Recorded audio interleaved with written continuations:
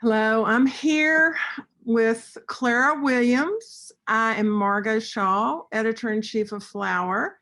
Clara, on the other hand, is the brains and the visionary behind Clara Williams Company. One of the things that is so unique and exceptional about your line, your company, is this style mixology. Would you walk us through a little bit about the genesis of that, and then why that's so important to you, and why you think it's made the line so successful? And I think the versatility that I've landed on in this particular product line is something that I didn't anticipate coming up with. I didn't search for it, but when I found it, it made so much sense to me.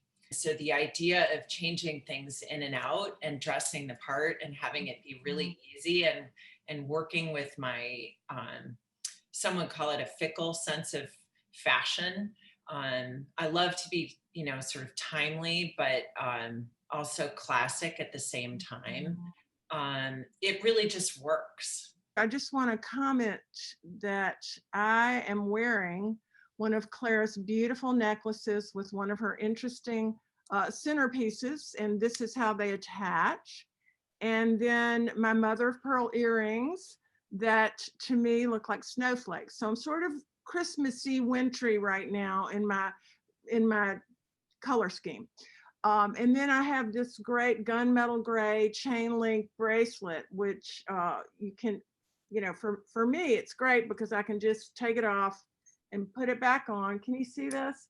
And it's magnetized. My favorite thing to gussy up with is my Clara Williams pearls, but they're joined in the center with a beautiful dove gray silk centerpiece like this one. And I get so many compliments. When you talk about the versatility and the beauty and the uniqueness, I think one of the things that's so important about what you're doing is you're giving women the opportunity to really reflect and represent who they are.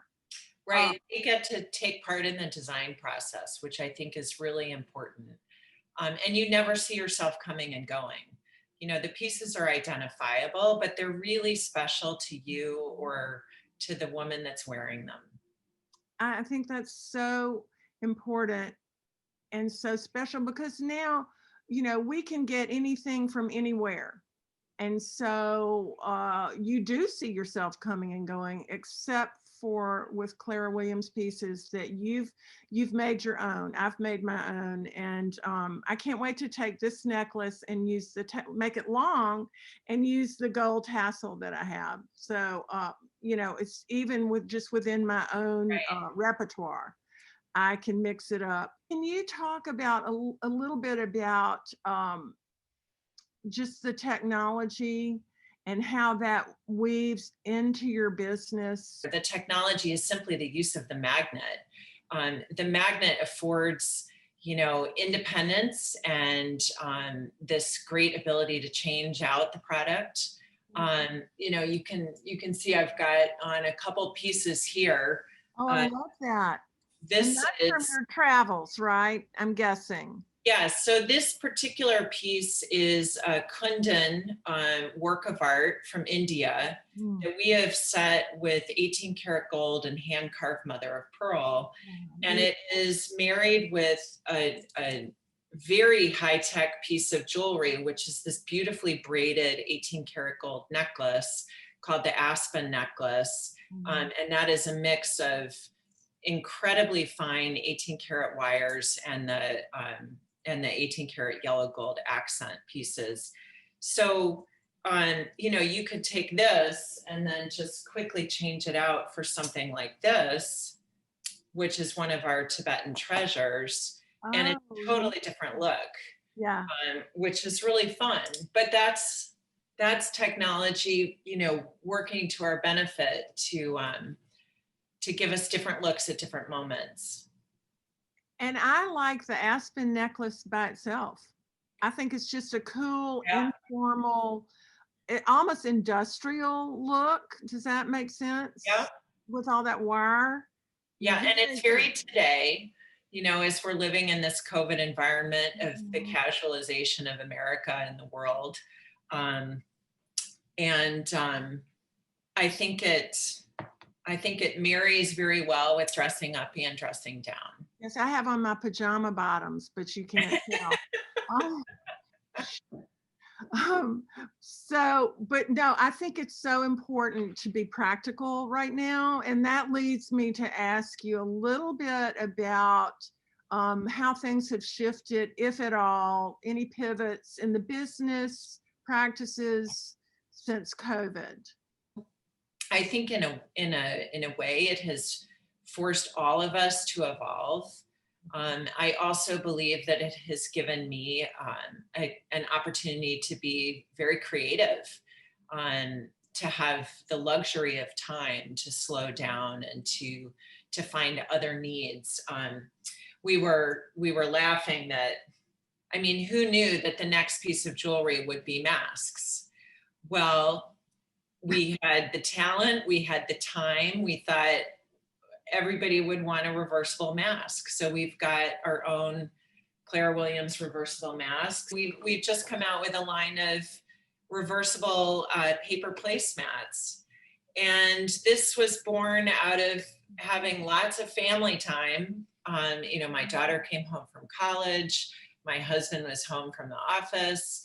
And I love real linens, but to cook 3 meals a day and to also have to iron the linens was a lot. So this enabled us to have a beautiful table, but then also have the fun of, a reversible concept, but also The mixology. easy. And so are those on the website? We have just put them on the website. Okay. Yeah. Because I do like that whole nod to, I mean, we still want to have style. We still want to be surrounded by beauty, but we don't, I can't, I mean, who's got time to hang over an ironing board? It's a gift to sit down at a beautifully decorated table. Mhm. And I think it makes everybody feel good to be, well dressed with their jewelry and their accessories, but then also to have their table well dressed. I agree. It's all part of beauty. So that leads me to want to ask you or talk to you a little bit about the heirloom nature of your pieces, because they're chic and they're fresh and innovative, but there's a timelessness as well. Well, That thank I don't you. know if that's intentional, but that's my read. Well, I think the heirloom nature is an interesting sort of subject because there's inherent value in passing these pieces on to the next generation, or having the fun of trading out pieces. Mhm. A mother and daughter can say, well, I really like that centerpiece, Mhm. or I really love those earrings and those drops. And Mhm. you can make things more traditional, you can make things more modern, more edgy. And so from a versatility perspective, they really do translate to different generations and different senses of style. On another note, we also will work with you or the customer to take old pieces that are actual heirlooms from your great grandmother or Mhm. someone. For example, pins.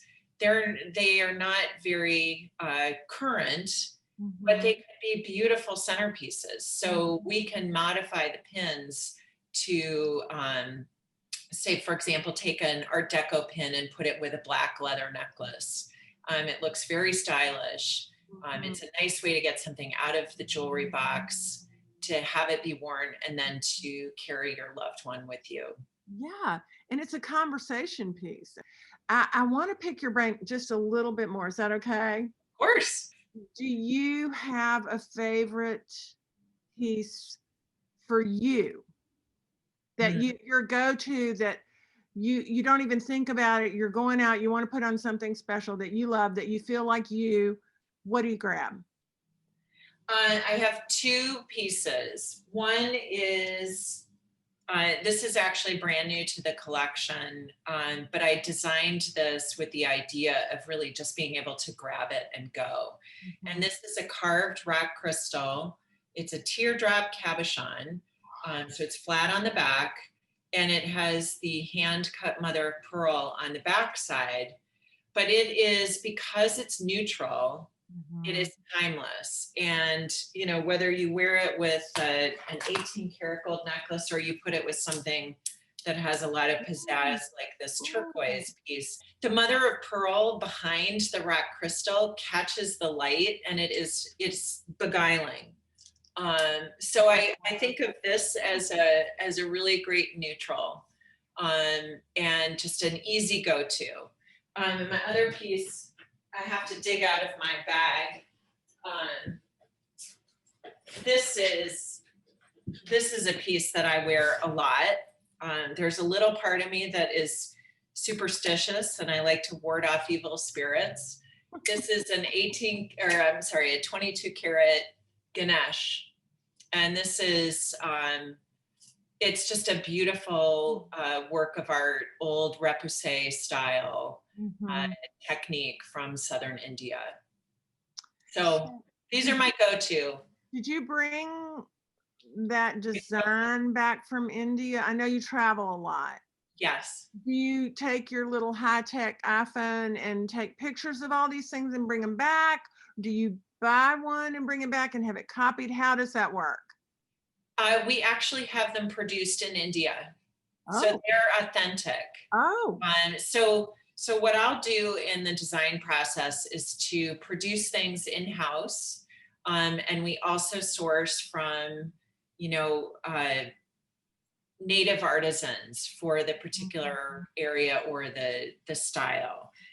This is a piece that I call a Tibetan treasure. This is in the Kundan style. And then, you know, these are stones that we have specifically cut for ourselves.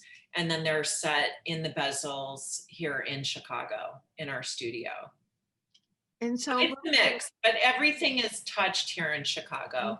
Everything is finished here. We look at all of the quality.